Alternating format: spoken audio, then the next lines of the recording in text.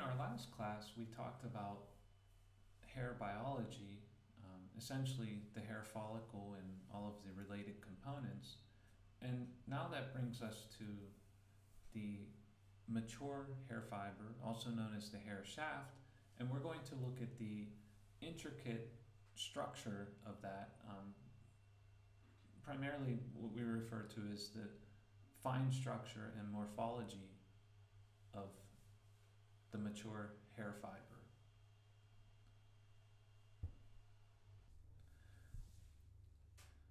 When we talk about the fine structure of hair, we'll first start with the cuticle structure, and you'll see that the cuticle structure, which is the outermost structure of the hair fiber, this is where you have these cuticle cells that are analogous to shingles on a roof or fish scales surrounding the fiber.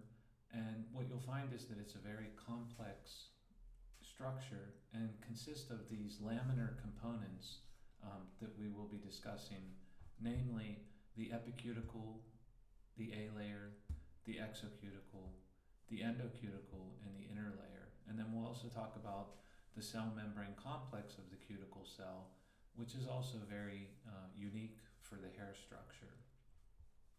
The cortex is the innermost part of the hair shaft, and a big part of our discussion for that portion of the hair fiber is going to be the intermediate filaments, and these are essentially the same intermediate filaments that we discussed in relation to skin structure, and we're going to talk about how those intermediate filaments are embedded into an amorphous matrix. So the intermediate filaments are crystalline in nature, and they're embedded in an amorphous matrix. And then we'll also talk about what are known as caps. These are keratin-associated proteins. These are the proteins that essentially bind. They sometimes, some authors or some researchers identify them as the proteins that compose or comprise the amorphous matrix, but actually they're the proteins that connect the amorphous matrix with the intermediate filaments. So they're like at the interface between the intermediate filaments and the amorphous matrix. We'll also see that the cell membrane complex of the cortex, it has that around each cortical cell, and this cell membrane complex is actually unique to that of the cuticle. And for both the cuticle and the cortex, the cell membrane complex that we're talking about here is much different than what you're accustomed to thinking of in terms of cell membrane complexes. We're usually used to thinking of the plasma membrane as a phospholipid membrane, and you'll see that these two are definitely much different. We'll talk about hair lipids in general, and again the cell membrane complex, and then briefly we'll review some items about melanin. Most of this we already discussed in relation to skincare. So these are two SEM, scanning electron microscope micrographs of hair, and you can see here on the left, this is showing you an image of the root of the hair fiber. You can see these shingle-like structures or scales that are sort of overlapping one another, as shown here.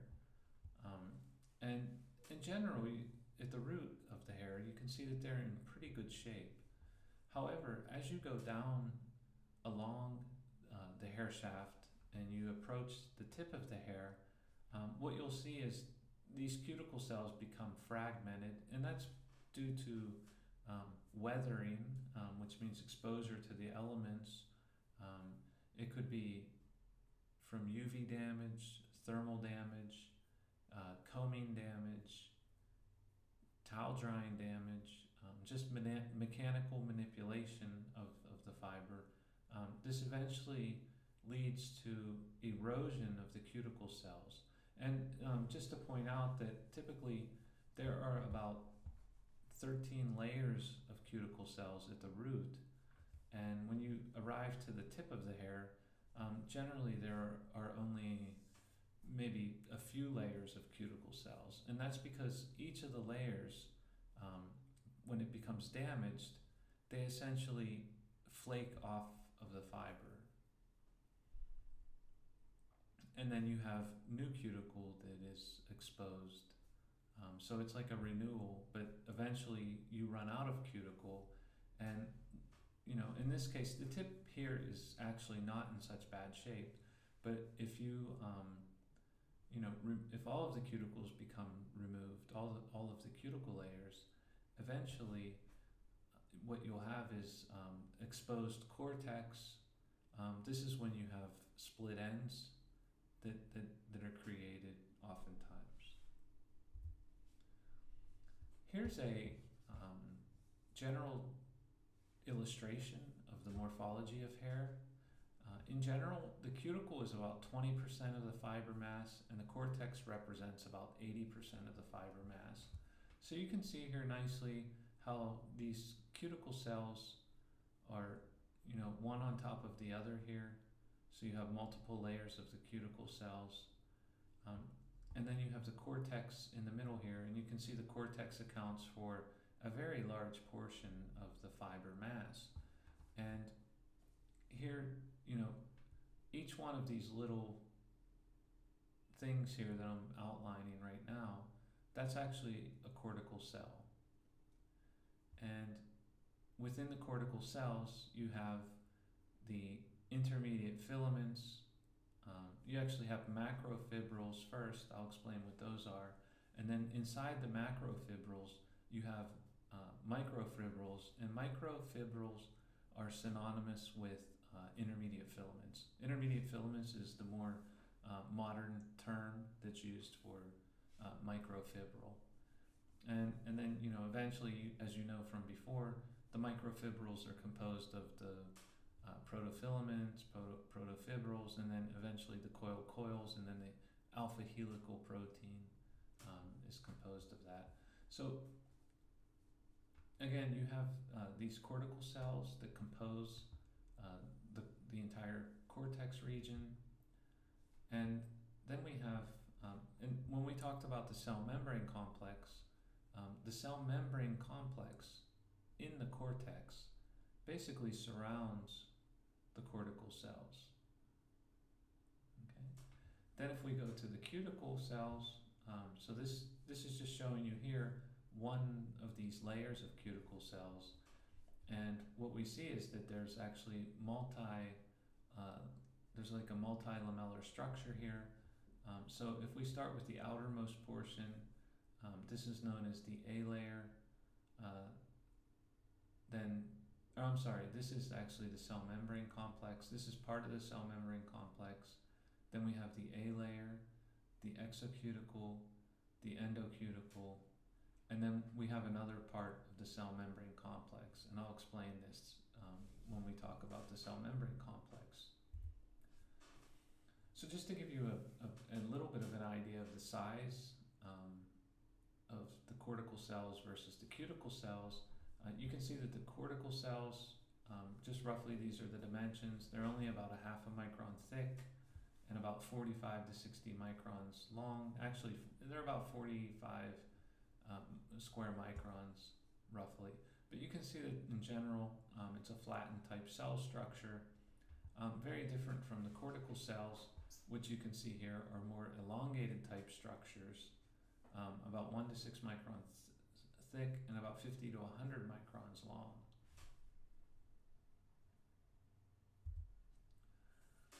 So focusing on the cuticle structure first, we already went through this a little bit on a couple of slides ago, and the fiber surface, we have this first layer. This is part of the cell membrane complex.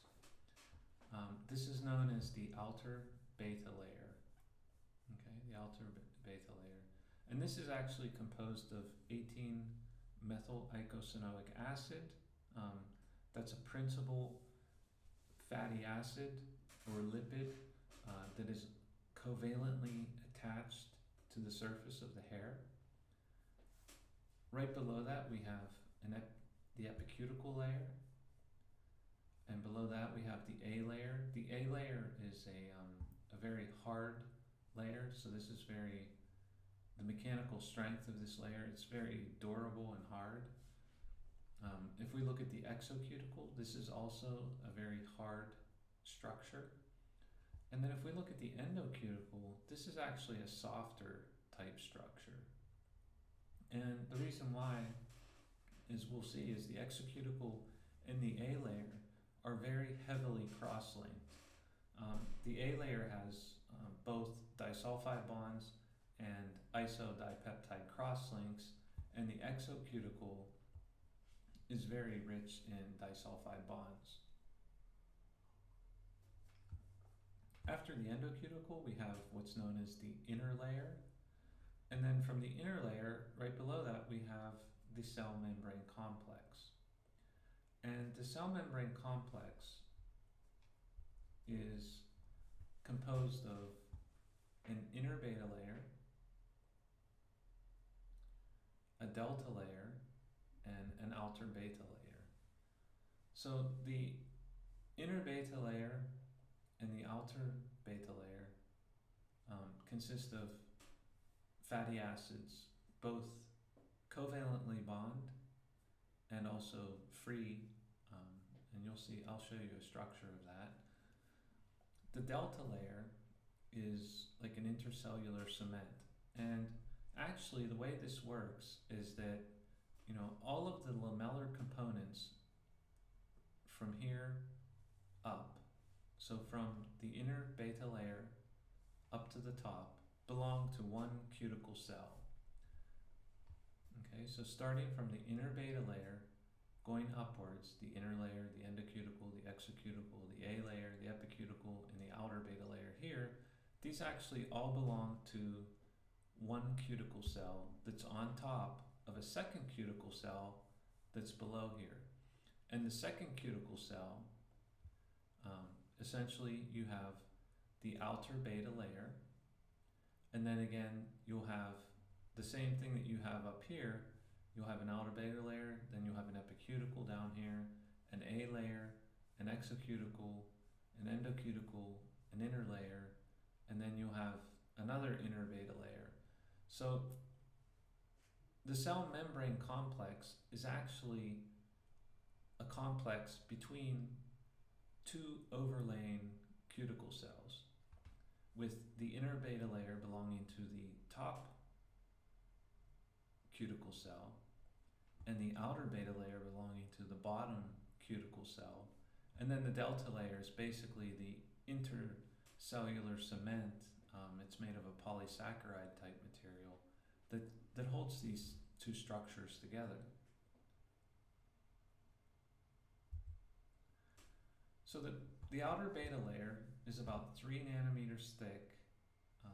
It's composed of, again, free fatty acids, and specifically interesting is that it contains this 18-methyl eicosanoic acid.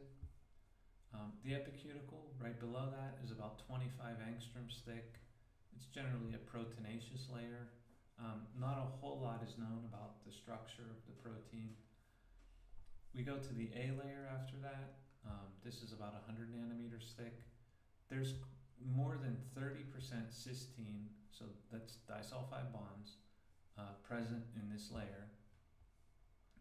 If we go down to the exocuticle, it's a little bit thicker. It's about 100 to 300 nanometers, and roughly a little bit more than 15% disulfide bonds. And then when we go to the endocuticle, it's actually varies from 50 to 300 nanometers.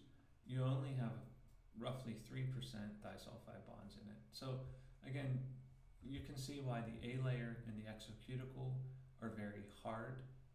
It's because of the disulfide bonds that are present, and the endocuticle is actually a softer material, and you can see that it has a lower amount of disulfide bonds. The inner layer is proteinaceous in nature. Again, similar to the epicuticle, not a whole lot is known about the nature of the protein or the structure of it.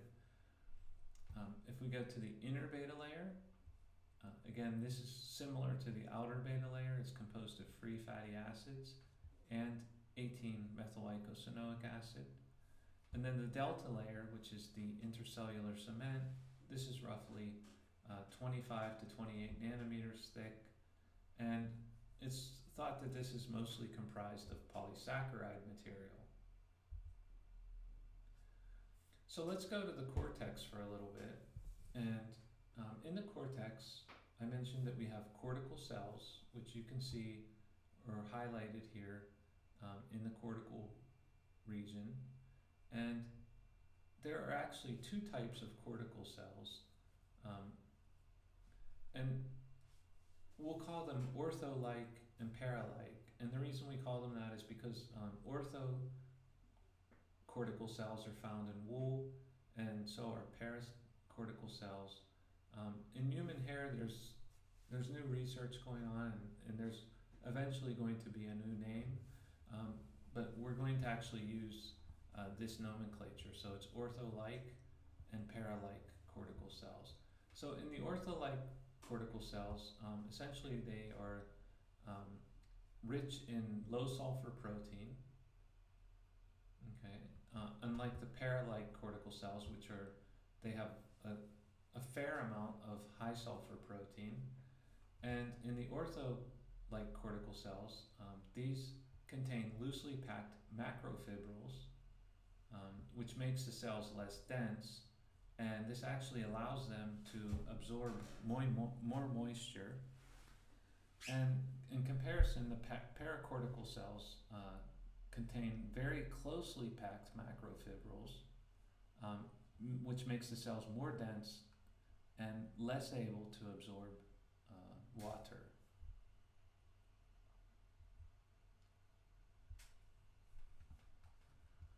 So if we look at the effect of humidity on hair, again, we'll see that the ortho-like cells, which are less lightly packed, absorb water quickly, whereas the para-like cortical cells absorb water slowly.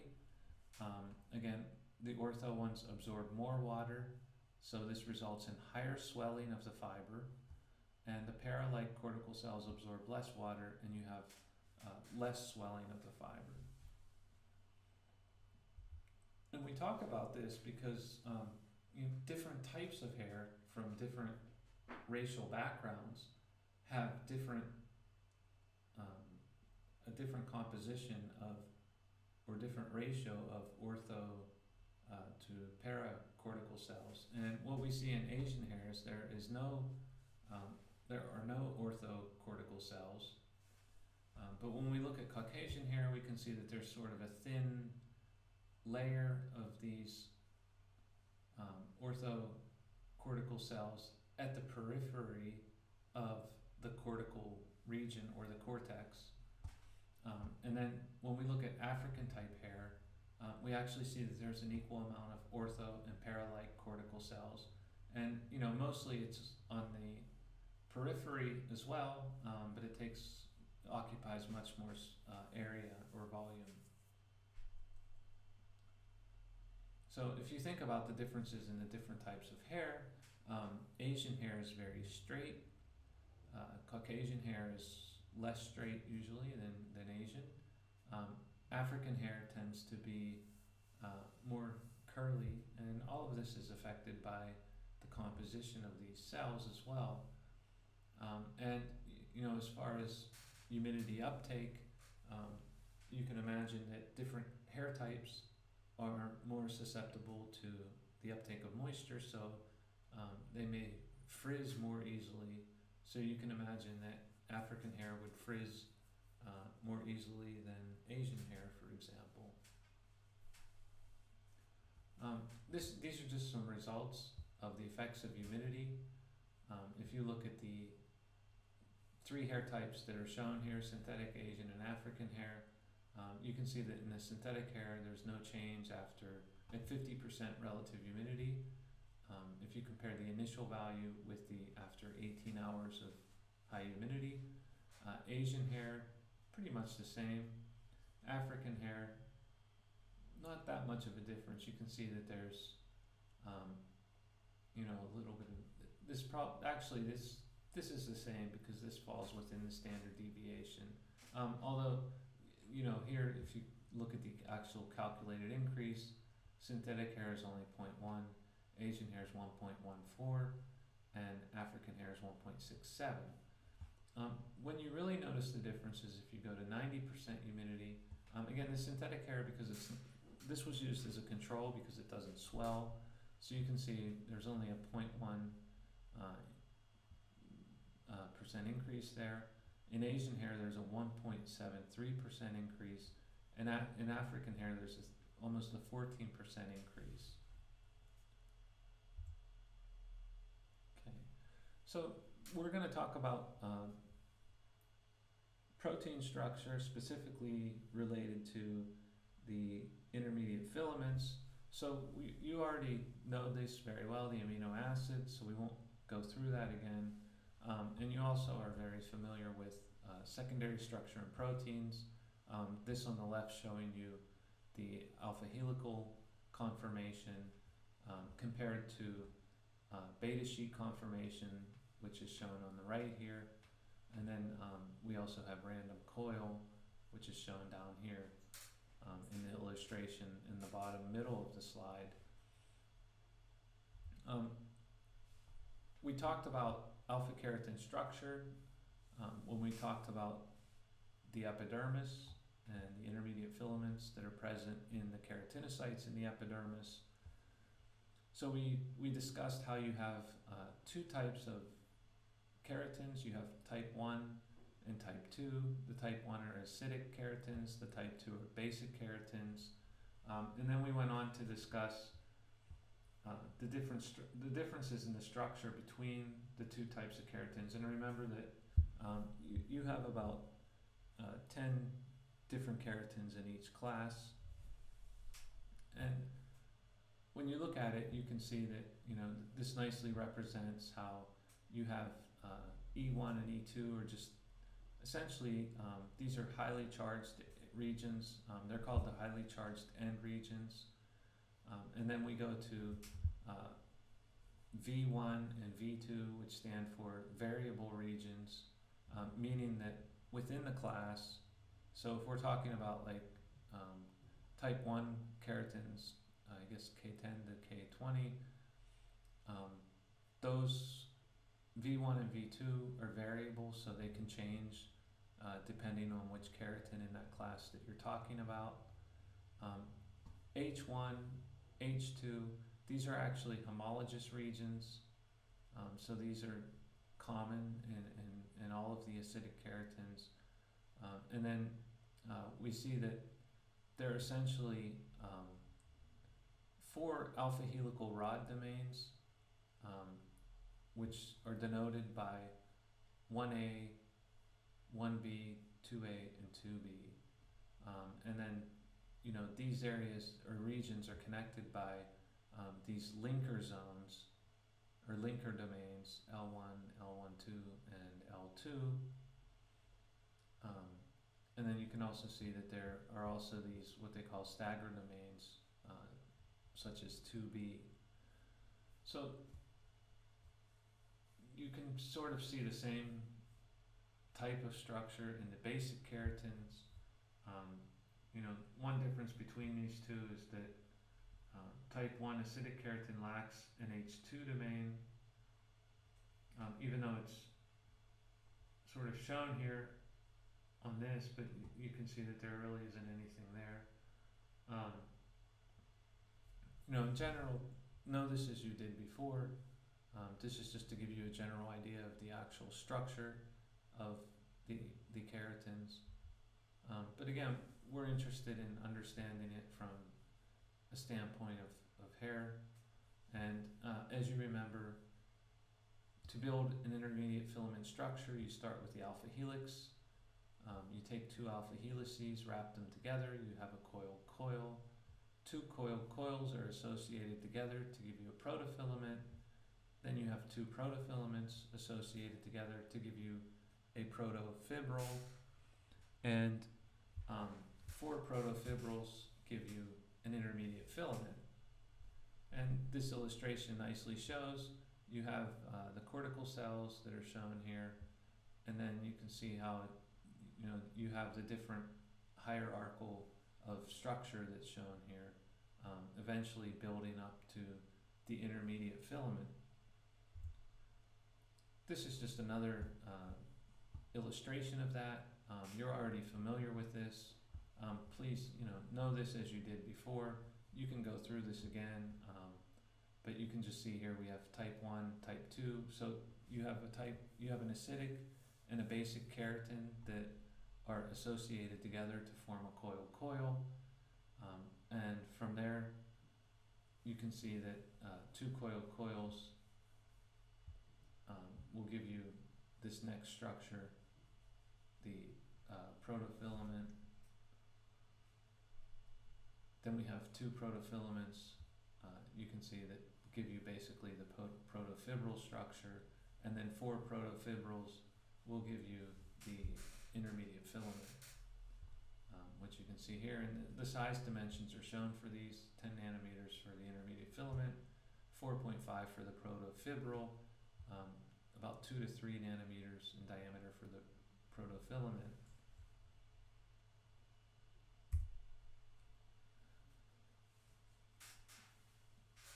Now, just to give you an idealized view of some of the important non-covalent bonds that are present in the hair structure. And the reason that we bring this up is that inside the cortex of the hair, these non-covalent, and well, the covalent also, but the non-covalent bonds are extremely important for providing strength to the hair. And just to give you an idea, if you take a wet fiber, if you take a dry fiber and you do a tensile strength test on it, so you basically pull the fiber apart in the axial direction, you'll see that it has a significant amount of tensile strength. It's actually, the hair fiber is very strong. It's really a marvel in nature. If you compared it to a piece of copper with the same thickness, you would actually find that the hair fiber is stronger. Again, using the same thickness or diameter. But what's interesting is that, that's the dry hair fiber. As soon as you wet the fiber, the tensile strength decreases significantly and the hair becomes more extensible. So you can pull it. It requires less force to break the fiber, but you can pull it further apart before it does break. And the reason it requires less force when the hair fiber is wet is because the hair fiber is stabilized by a lot of these bonds that are shown up at the top here, mostly hydrogen bonds, but also ionic bonds, which are also known as salt bonds. And when you hydrate the fiber and you add water to the structure, you actually disrupt these non-covalent bonds. And by disrupting those bonds, that actually is what weakens the fiber by adding the water to the fiber structure. So, when you think of non-covalent bonds, you usually think, well, they're not really that strong, but there are so many of them in the hair fiber, specifically in the amorphous matrix in the cortical cells. There are so many of them that they contribute to great strength of the fibers. So this helps stabilize the intermediate filaments. Again, these are also known as microfibrils. So you can see here we have one type of hydrogen bond. Here we have coming from an amine group with a carbonyl group. You can see that there's a hydrogen bond between this oxygen and the hydrogen from the amine group. Here we show a different type where you have an OH group here, and then we have a COO minus. So we would have hydrogen bonding occurring at this point. Ionic bonds would be when you have a negative and a positive charge. Essentially, again, these are considered salt bonds as well. We also have hydrophobic bonds that are stabilizing the structure. So if you have long alkyl chains coming off of the amino acids like you do here, these actually associate together, and these form a strong hydrophobic bond. Covalent bonds, mostly, the most predominant are the disulfide bonds. Again, this structure here is known as cysteine, so it's Cystine. And then this is kind of giving you an idealized view of, here's an intermediate filament here, here's an intermediate filament shown here, and then these are present in the amorphous matrix, these sort of stabilizing bonds that are shown. So when we first showed the structure of the hair fiber, we mentioned macrofilaments, and you could see that there were microfilaments inside of the macrofilaments. Again, microfilaments are intermediate filaments, so they're the same thing, but the macrofilament is actually this structure that's shown here. So let's start from the largest here. You have a cortical cell, and the cortical cell is filled with these, you can see these circles. These are actually macrofilaments, and there are about 200 macrofilaments in a cortical cell, and inside of each macrofilament you can find intermediate filaments. So these little sort of dots that you can see inside of the macrofilaments, these are all intermediate filaments, and the white background is then the amorphous matrix.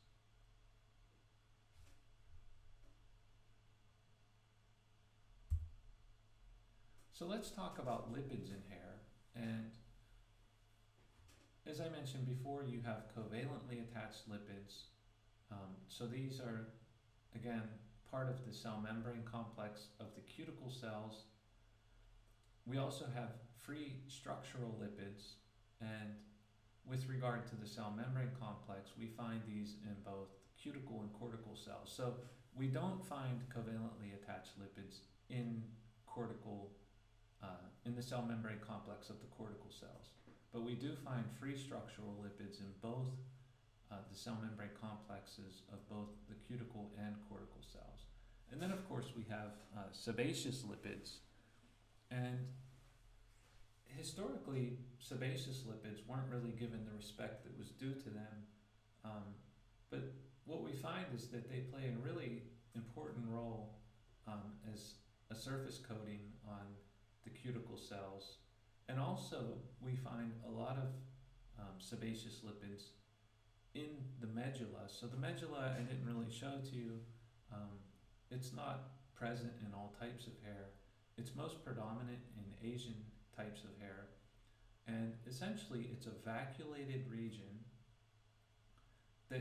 so it doesn't really have, it has a little bit of protein structure, not that much. So vacuolated meaning it's kind of like empty space, but you can find some protein components, but you also find lipid components there. And it's the medulla region was always thought to be mostly, because it was more of an empty space, it was thought to be present to serve as sort of like an insulation, because it kept air in place, an insulation factor to keep you warm. Because if you look at animal fibers, especially the ones when they have the fibers that are part of their winter coat, these are very highly medullated, and for that reason, you know, I think that's probably one of the principal utilities or functions of the medulla region. But what we also find is that it's a reservoir for sebaceous lipids. So we'll talk about 18-methyl eicosanoic acid first, and this fatty acid has a very interesting history or story. You know, it wasn't always known that it was part of the hair structure, and I would say in the late 1980s, the early 1990s, people started to realize that, you know, this sort of unique fatty acid could only be found in hair fibers, and it was on the outermost surface of the hair fibers. So that, you know, researchers in this area sort of developed a romantic love affair with 18-methyl eicosanoic acid, and a lot of research followed in the 90s and even in the 2000s, and essentially here is what's shown. This was one of the earlier views of what it looked like. It's covalently attached via this sulfur atom here. This is actually called a thioester bond. So, you know, an ester would be if you had an oxygen here. A thioester is when you have a sulfur and then you have an adjacent carbonyl group here. So the sulfur, as you can imagine, there's a lot of sulfur in the hair proteins, so that's sort of not surprising that that's the way it's connected to the hair fiber structure. At first, when this fatty acid was found, it was thought that it formed this sort of perfect monolayer on the surface. You can see that, you know, eicosanoic acid is just a 20-carbon fatty acid. So it would be something like this. But 18-MEA just means that you have, at the 18 position on the fatty acid, you have a methyl group that's located here. Okay. So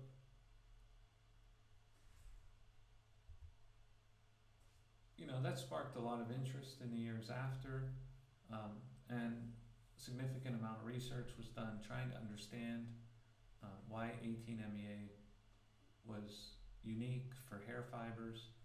And you know, this is just showing you some molecular dynamic simulations. So if you will, sort of focus on the top layer. This is from computer simulations of the fatty acid.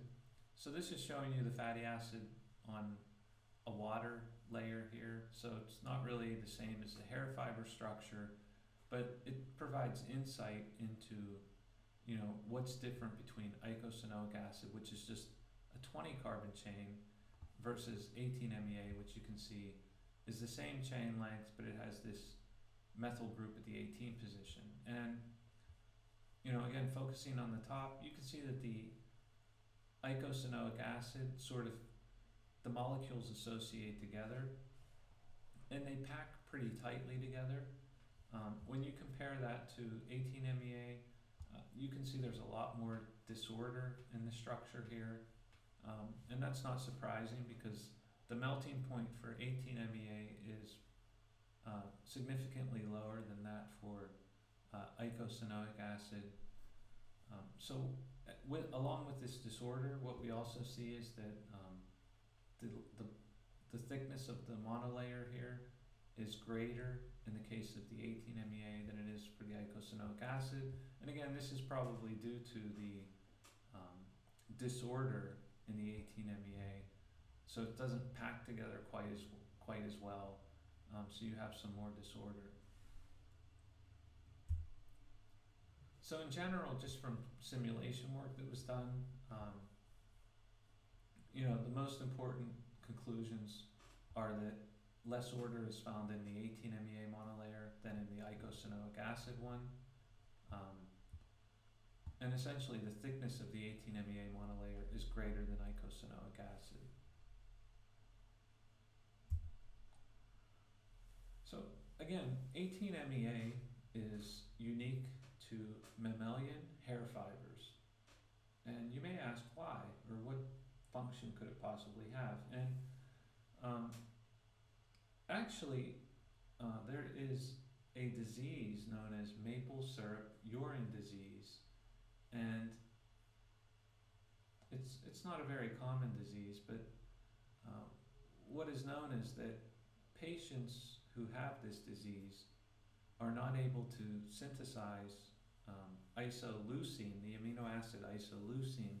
And what we know is actually that isoleucine is a precursor that is necessary for the synthesis of 18-MEA.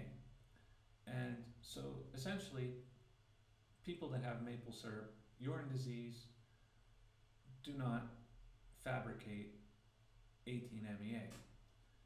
And so that's interesting, because then you can look at the fibers and see, okay, what's the difference between a fiber without 18-MEA and a fiber with 18-MEA?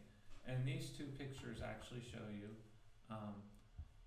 hair of patients with maple syrup urine disease. And what you can see here is that essentially, there's a lot of delamination that takes place in these types of fibers. So there's sort of a lack of cohesiveness between cuticle cells or cuticle layers. So somehow 18-MEA is playing a very important role in keeping the cohesion between the lamellar components of the cuticle cells. If we look at the structure a little bit more closely, so let's look at, remember before we talked about the outer beta layer. So this is the outermost part of the cuticle cell. And you can see we basically have a couple different fatty acids that are shown here.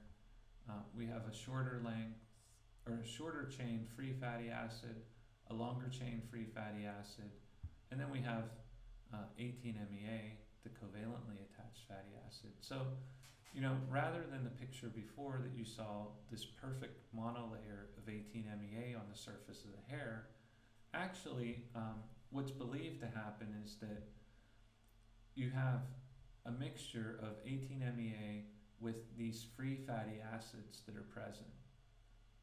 And they're sort of intermingled on the surface of the fiber.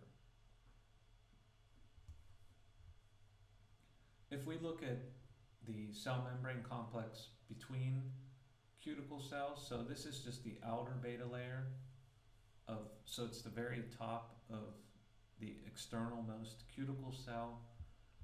If we look at, where two cuticle cells, one cuticle cell overlaying the other, what we see is that we have this inner beta layer. It says lower here, but this is what we referred to as inner beta layer before.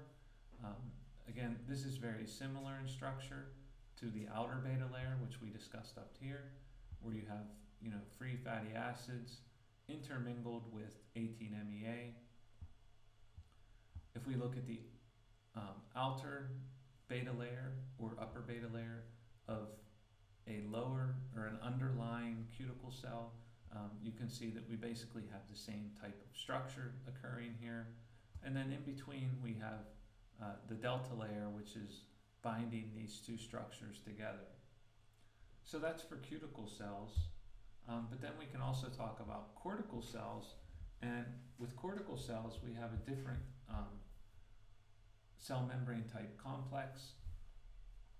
And we can see here three different types of free fatty acids. Basically, they just differ in the length of their chains. We also have cholesterol and cholesterol sulfate that are present, and we also have ceramides which are present. So you can see that all of these structures are present in the cell membrane complex of cuticle cells. And what we actually see is that, so you can imagine one cortical cell would be up here, another cortical cell would be down here, and then between those two cortical cells, this whole thing would be the cell membrane complex. And what we see is that in this upper part, this beta layer that's shown here, this is actually a bilayer that's composed of these free fatty acids, cholesterol, cholesterol sulfate, and ceramides. So this is much different than what we see in the cuticle.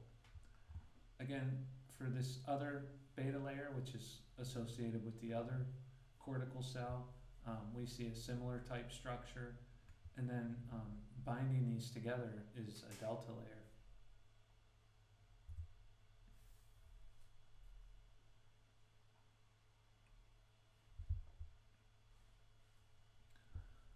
We spoke previously about the Pilosebaceous unit, and that brings us to talk now about sebaceous lipids. And as I mentioned before, the function of sebaceous lipids was sort of, I would say, not really realized, what importance this had in terms of its function for skin and for hair. And what you see is that sebaceous lipids secrete this lipid-rich, it's a hydrophobic substance, and it essentially protects the skin surface. It helps enhance the barrier function of skin because it's a more hydrophobic type surface, so it prevents water loss from inside the skin to the external environment. And it's also, these lipids are also important because along with these lipids, the sebaceous gland also produces antioxidants and peptides that are brought to the surface of the skin, and these basically protect the skin either from UV light, oxidation, or free radical processes, and also against microbial species.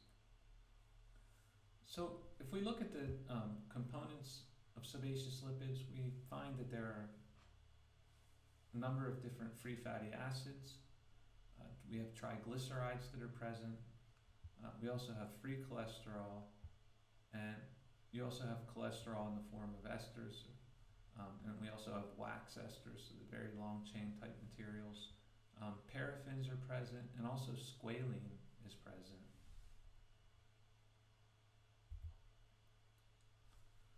That brings our discussion to melanin, and we talked about melanin before in relation to pigmentation in the skin. With the hair, it's a similar story, but we'll see the distribution of the melanin is, of course, unique to hair. And what we find is that we have two different types of melanin. We have eumelanin and pheomelanin. And essentially, we predominantly find eumelanin in brown or black hair. We find more pheomelanin with very little eumelanin in blonde hair. And then if we look at red hair, we actually have a mixture of pheomelanin with a little bit of eumelanin as well.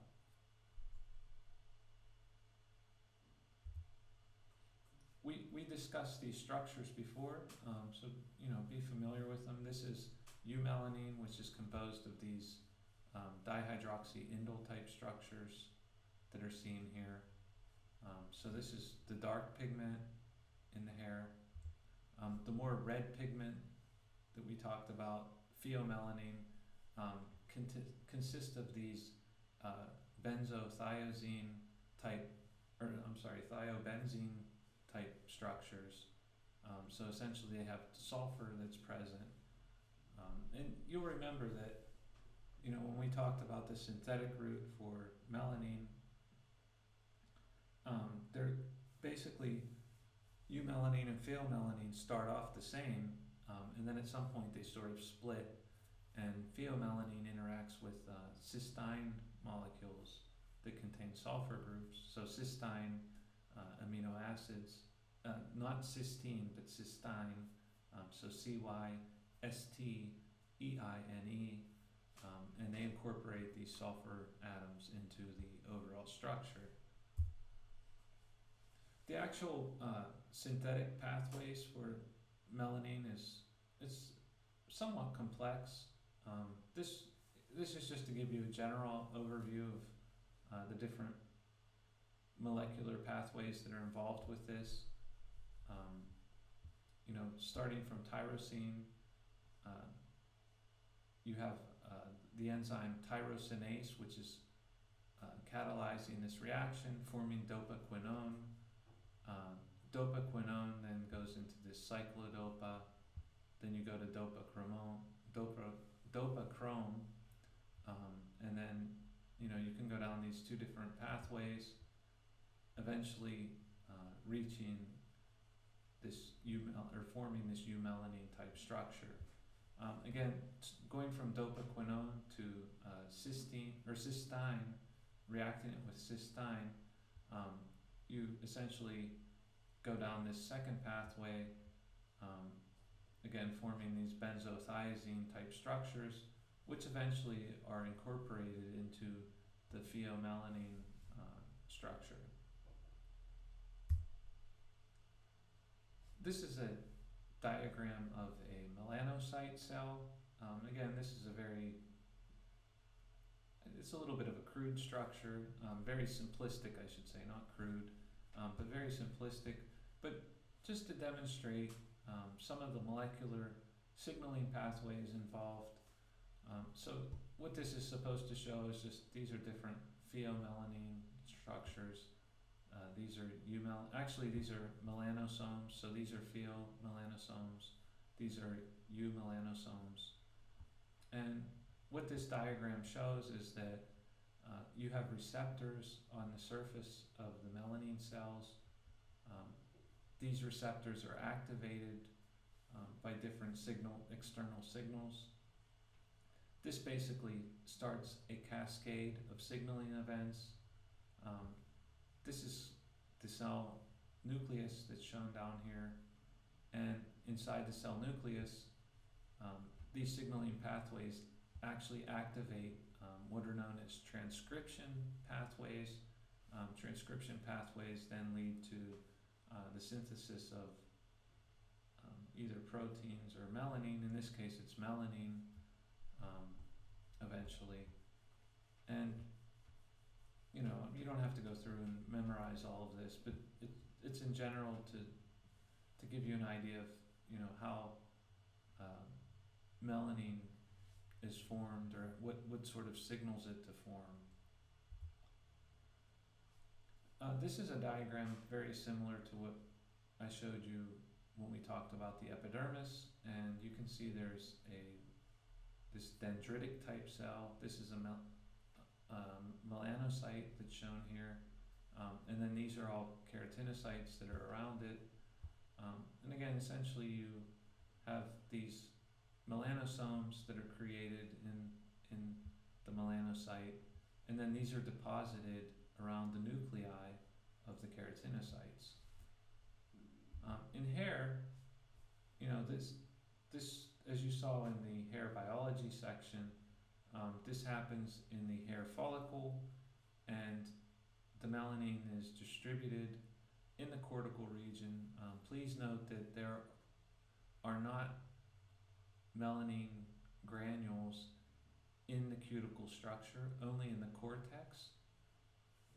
And essentially what you can see here is that most of the melanin deposition is in the outermost part of the cortex. So, in these cells that are shown here, it's pretty heavily populated with melanin, but you can see there's less here in the middle. In these, and you can especially see it in these other cells that are shown up here, where you can see there's sort of this, it's kind of like a protective barrier to the internal components of the hair fiber. So the melanin protects the proteins of the hair fiber, probably the intermediate filaments more than anything. And melanin is the principal chromophore in the hair fiber. And you can see it absorbs UV and visible radiation, so starting at 200 nanometers up to 600 nanometers. And then this just gives you a list of some of the other structures in hair that absorb light. Tryptophan, tyrosine, and phenylalanine. three of the amino acids present. We also see that cysteine, so the disulfide bonds, they absorb some light, and normally it's not really even considered that important, but because there's so much cysteine in the hair fiber, it actually has a predominant role. It's a noticeable effect. We also see that there are other compounds present that absorb light in the hair, N-formal kynurenine and kynurenine. These are actually degradation products of tryptophan.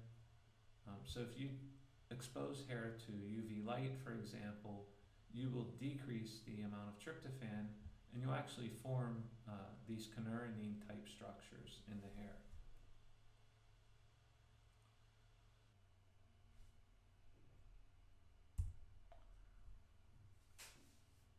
That concludes this chapter on the hair structure. I hope you enjoyed delving into the intricate details of hair structure and really got an appreciation of how complex it is and how unique.